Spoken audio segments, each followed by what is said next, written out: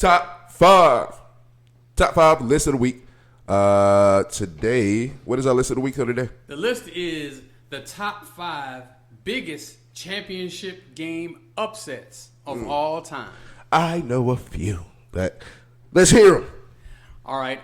Originally, I wasn't going to list them by number, but Now you got to. yeah, let's have some fun with it.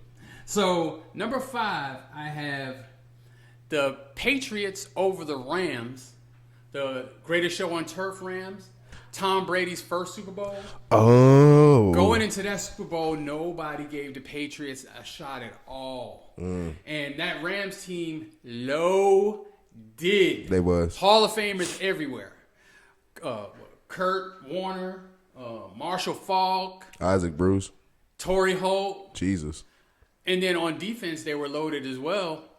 It wasn't even a thought of the Rams winning the game. It was by how much. Are they going to hang 35-40 on Bill Belichick's defense? But actually what ended up happening is Bill Belichick's defense held them down. And Tom Brady began his legacy with his first Super Bowl winning drive. And that was versus the Rams. It was against the greatest show on turf Rams. St. Louis Rams at the time. Yes.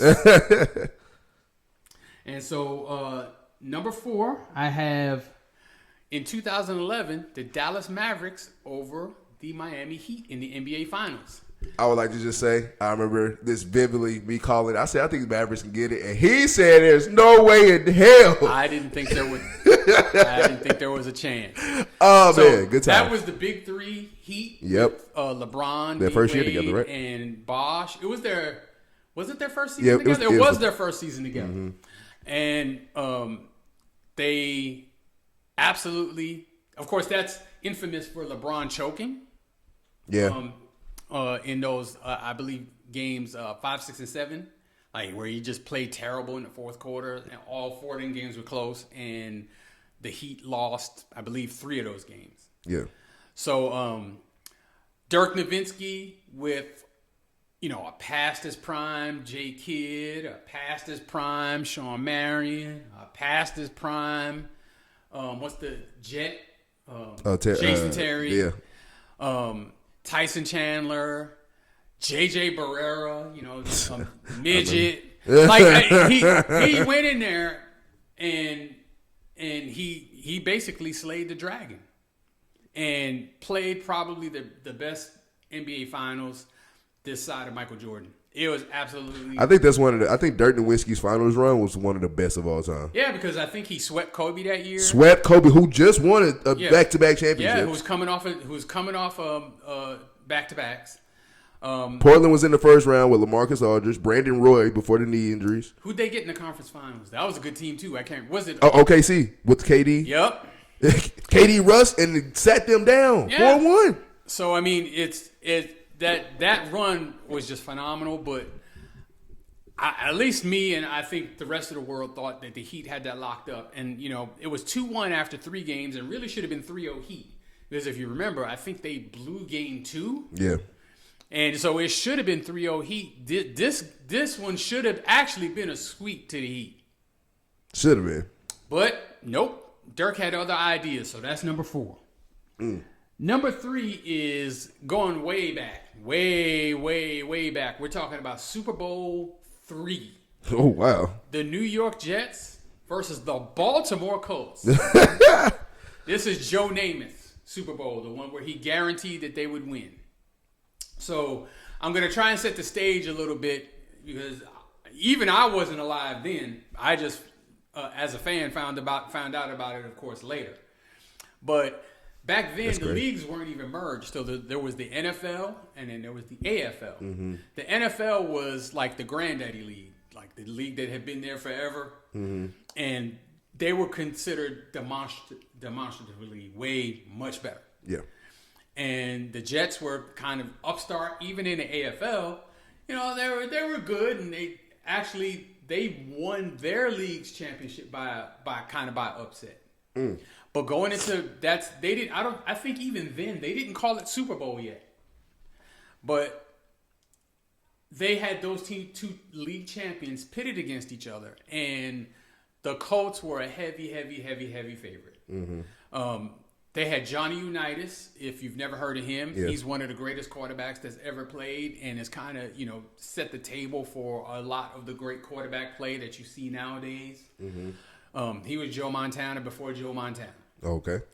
And some of the other great players that had on that team, a whole list of Hall of Famers, against this upstart group with Joe Namath, who was more famous for talking a bunch of trash than actually winning football games. And they won that game. And the New York Jets are still living off that Super Bowl because they haven't sniffed one since then. Damn. But the impact of that game kind of showed that the AFL was kind of on par with the NFL. And it kind of kicked in to gear a merger where all those teams became one league and everybody was in the NFL. And that's where we have the NFL today. Right. So a lot of these AFC teams, they were AFL teams at that time. And now it's consolidated all into one league. That game had as much to do with the leagues consolidating as anything else. So number 2, Super Bowl III, Jets over Colts. Number 2 is not a team sport. But no matter who you are, you remember where you were when you heard this. If you were alive then, which I know you were not. But I remember 1990 in my dorm room at Florida A&M University. Hey, shout out Florida A&M. Shout out Rattlers. Mike Tyson loses the heavyweight championship to Buster Douglas. Now, Mike was from Brooklyn. I'm also from New York, so big fan of Raider. Plus, like, Mike Tyson was like the biggest star in the world at the time. It was like Mike Tyson, Michael Jordan, Michael Jackson. It was the 3 Mikes. Those were the 3 biggest stars on planet Earth at that time. And if you catch them all in one room, you know some bullshit happened. Mike was absolutely killing people at that point. He was the heavyweight champion, undisputed, and he hadn't even really had a competitive fight yet. Like, he was just absolutely embarrassing the competition. And he came into this fight with Buster Douglas, who was kind of a journeyman. He fought for the title, I believe, once before and got beat. He was, kind of a fighter that showed promise early in his career, but it never really panned out. Yeah. And he was a 42-1 underdog that night. Damn. That fight was so inconsequential that me personally, and a lot of people that I knew, didn't even know Mike Tyson was fighting that night. Damn. Because the fight it was a non-issue. Who's Buster Douglas? None of us had ever heard of Buster Douglas. Damn. And so we're going about our normal, Saturday night or whatever, and then the next morning I wake up and it's all over the news that Mike Tyson got knocked out. And I'm like, I didn't even know he was fighting. How'd he get knocked out? Knocked out by what?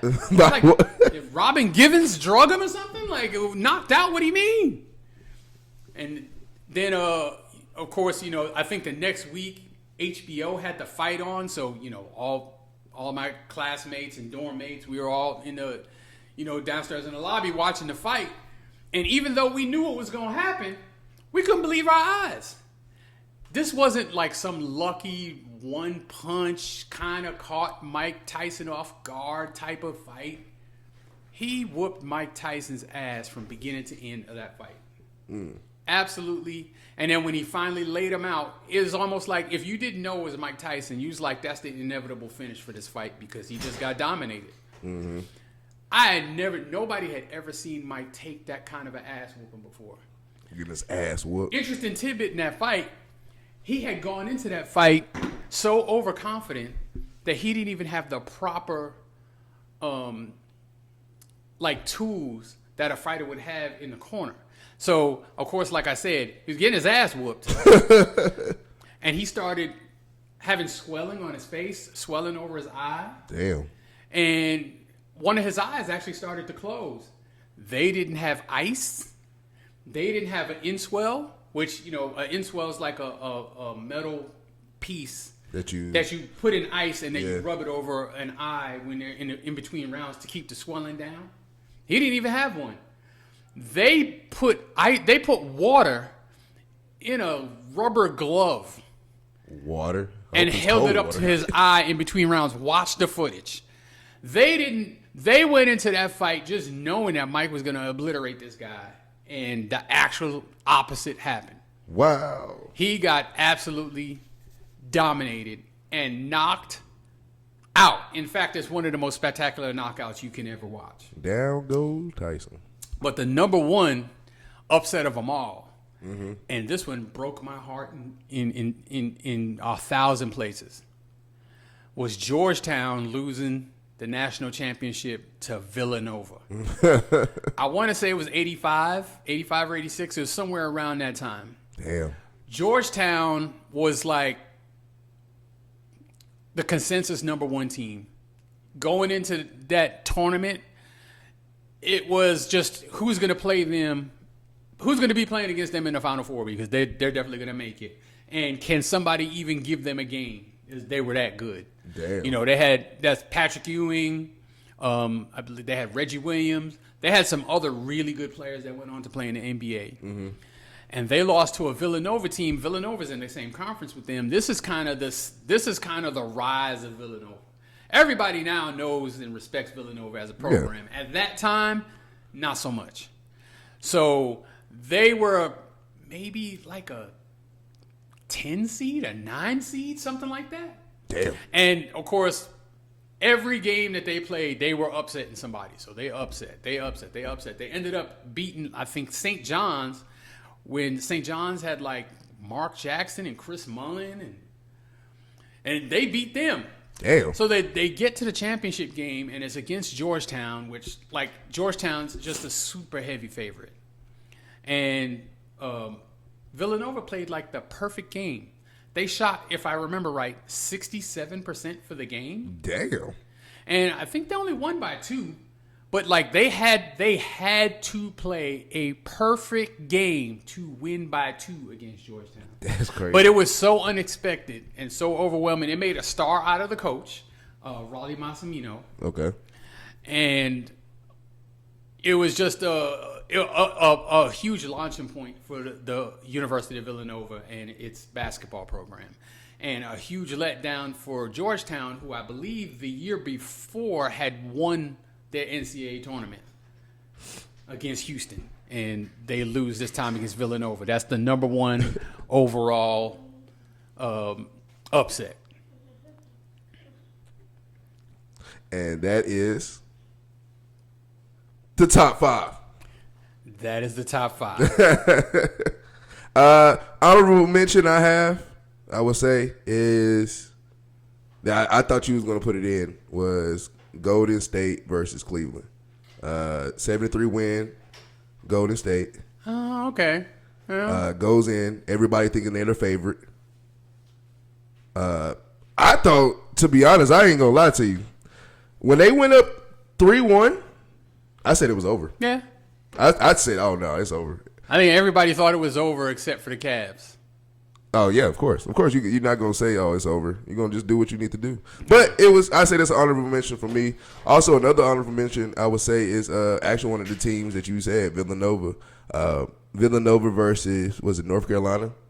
I don't think that was that big an upset. I know what you're talking about. Are you talking about the one where that last Chris second Jenkins, shot? I think his name is, hit that Okay, it wasn't like the biggest upset. It's just that last second. At that time, I've seen last second shots, but that was just...